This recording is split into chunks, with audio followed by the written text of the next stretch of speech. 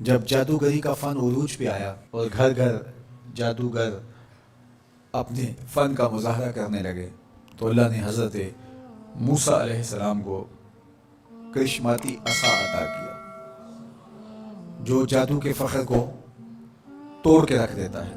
کبھی اژدہا بن جاتا ہے، کبھی ٹارچ بن جاتا ہے، کبھی اتنا لمبا ہوتا ہے کہ پتے جھاڑ لیتے ہیں، کبھی ٹیک لگا کے کھڑے ہو جاتے ہیں. تو یہ عصا ان کو بطور معجزہ عطا کیا گیا جب جادوگری کا فن پورے عروج پر تھا. موسیقیت کا جب بانکپن آیا اور موسیقی کے ذریعے لوگوں کو مسحور کیا جانے لگا تو اللہ نے حضرت داؤد علیہ السلام کو وہ آواز کا جمال عطا کیا کہ جب وہ زبور پڑھتے تھے تو اڑتے پرندے رک جاتے تھے. ایسا حسن عطا کیا. لوہے کی صنعت عروج پہ آئی اور لوہے کو گرم کر کے نرم کیا جاتا، ڈھال کر کے زرہیں تلواریں بنائی جاتی، ضروع بنائے جاتے. تو اللہ نے حضرت داؤد علیہ السلام کو یہ معجزہ دیا کہ وہ لوہے کو ہاتھ میں لیتے موم کی طرح نرم پڑ جاتا اور جس طرح چاہتے اس کو وہ شکل دے دیتے. طب یونانی جب اپنے مرتبہ کمال کو پہنچتی ہے اور ہر مرض کی تشخیص، تدبیر اور علاج معالجہ دریافت کر لیا جاتا ہے، لیکن 3 امراض کا علاج طب یونانی سے نہیں ہو سکتا ہے. مادرزاد اندھے کی آنکھوں میں روشنی نہیں رکھ سکتے، کوڑی کے جسم کو شفا نہیں دے سکتے، تیسرا ان کے پاس موت کا علاج نہیں ہے. تو طب یونانی کے عروج کے زمانے میں حضرت عیسیٰ آتے ہیں تو ان تینوں مرضوں کا علاج لے کے آتے ہیں. مردے کو ٹھوکر مارتے ہیں، وہ اٹھ کے باتیں کرنے لگ جاتا ہے. کوڑی کے جسم پہ ہاتھ پھیرتے ہیں، اسے شفا مل جاتی ہے. نابینا کی آنکھوں پہ ہاتھ رکھتے ہیں، نور اترنے لگتا ہے. مصر کے کوچہ و بازار میں جب حسن والوں کے حسن کے چراغ جلنے لگے اور ایک سے بڑھ کر ایک حسین دل لبانے لگا، ان کی عشوہ ترازیاں نیندیں اچاٹ کرنے لگیں، تو اللہ نے حسن و جمال کے زمانے میں حضرت یوسف علیہ السلام کو معجزہ جمال دے کے بھیجا.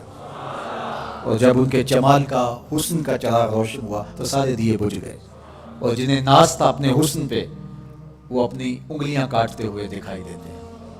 تو ہر دور میں ایسا ہوا. آپ انبیاء کی تاریخ پڑھتے جائیں اور ان کے معجزات دیکھتے جائیں اور اس دور کا عروج اور بانکپن آپ کو جو ملے گا، معجزہ اس کا توڑ آپ کو نظر آئے گا.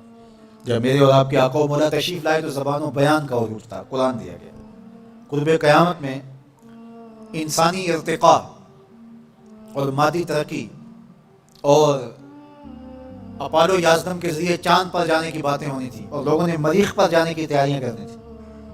تو اللہ نے اپنے محبوب کو دوسرا بڑا معجزہ معراج عطا کیا کہ دنیا الٹی چھلانگیں بھی لگاتی پھرے، وہاں کسی کا خیال بھی نہیں پہنچ سکتا جہاں محمد عربی کے قدم پہنچ گئے.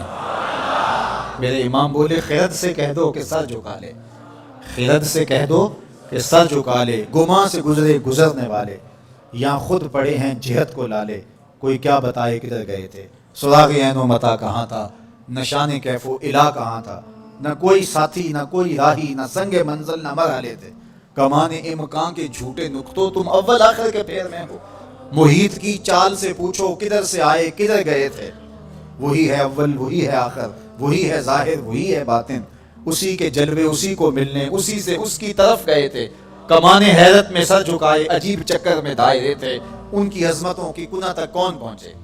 یہاں تو جبریل بھی ہاتھ باندھ کے کھڑے ہیں. جب جبریل نے کہا کہ حضور آگے میں نہیں جا سکتا تو کہا وہی لانے والے اب آنا آگے، جو در دوستی مخلصم یافتی، جب دوستی میں تو نے مجھے مخلص پایا ہے تو پھر راستہ کیوں چھوڑ رہا ہے.